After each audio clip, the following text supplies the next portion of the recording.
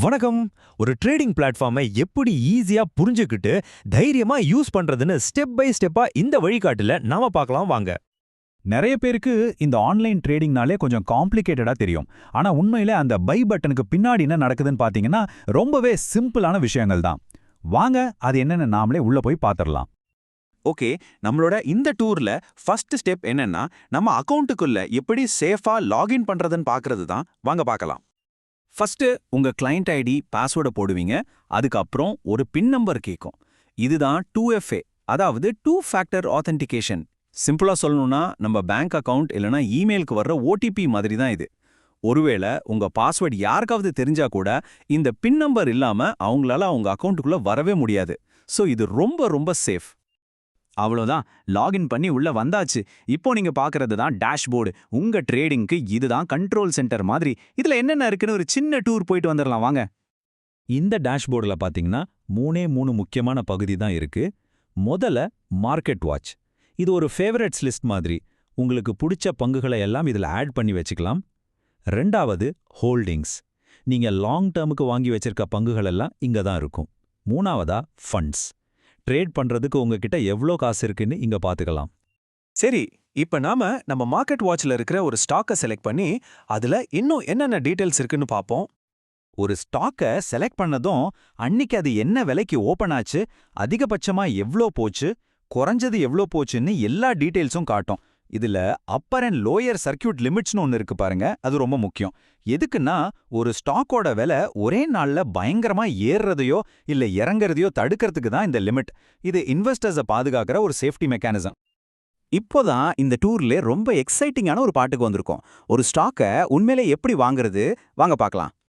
பார்க்கறதுக்கு இது ஏதோ பெரிய ப்ராசஸ் மாதிரி தெரியலாம். ஆனா சத்தியமா சொல்றேன், ஆன்லைன்ல ஒரு பொருளை எப்படி வாங்குவோமோ அதே மாதிரி தான் இதுவும். எந்த ஸ்டாக் வேணும், எத்தனை குவான்டிட்டி, என்ன விலைக்கு வேணும்னு சொல்லி ஆர்டரை பிளேஸ் பண்ண போதும், அவ்வளோதான் விஷயம். ஆனா ஒரு ஆர்டர் போடுறதுக்கு முன்னாடி நீங்க எடுக்க வேண்டிய ஒரு முக்கியமான முடிவு இருக்கு.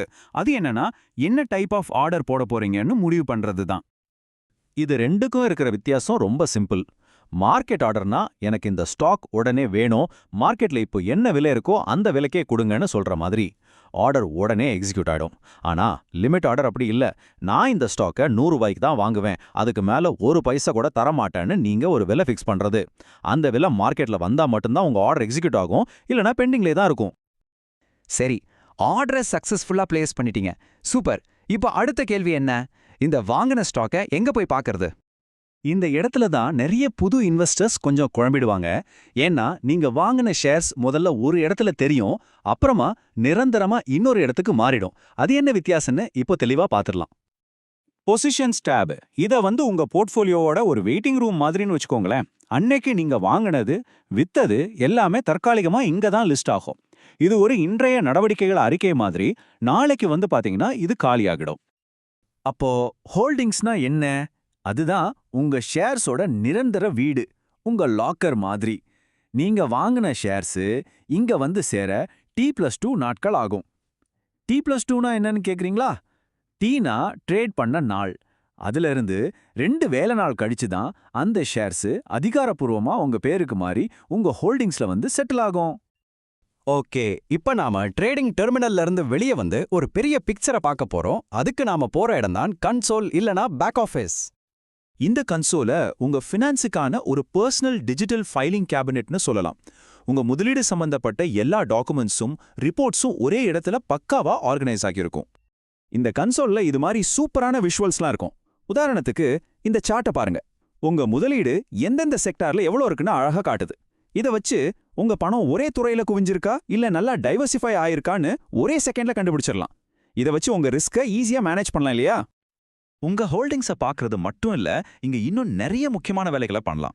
டாக்ஸ் ஃபைல் பண்ற டைம்ல உங்களுக்கு P&L ஸ்டேட்மெண்ட், அதாவது லாப நஷ்ட அறிக்கை தேவைப்படும் இல்லையா, அதெல்லாம் இங்க ஒரே கிளிக்ல டவுன்லோட் பண்ணிக்கலாம். IPOக்கு அப்ளை பண்ணலாம், உங்க அக்கவுண்ட்ல இருந்து பணத்தை வித்ட்ரா பண்ணலாம். சோ இது ஒரு கம்ப்ளீட் பேக்கேஜ்.